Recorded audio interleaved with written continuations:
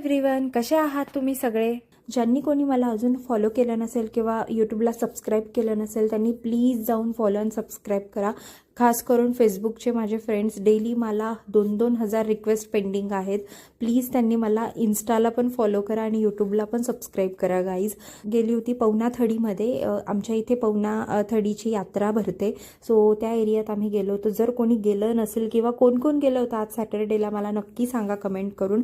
So आम्ही मस्त तिथे गेलो. खूप जास्त गर्दी होती, शनिवार होता त्याच्यामुळे, आणि उद्या लास्ट डे आहे. जर कोणी गेलं नसेल तर तिथे नक्की व्हिजिट करा, कारण उद्या खूप जास्त गर्दी असणार आहे. शक्यतो दुपारीच जा.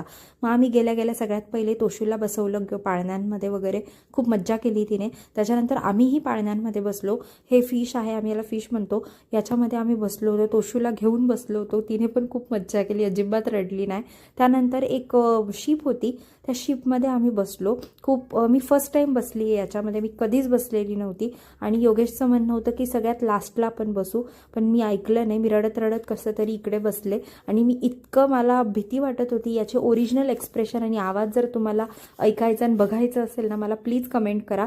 मी तो व्हिडिओ नक्की टाकेल. व्हायरल झाला ना, मी नक्की टाकेल. त्यानंतर असे खूप सारे पाळण्यांमध्ये बसलो. तोशूने छान जंप वगैरे केली. तिने खूप मज्जा केली. त्यानंतर खेळणींसाठी रडली पण ती. तिला खेळणी हव्या होत्या. नंतर जेवण वगैरे केलं. सहसा होता माझा आजचा दिवस. बाय.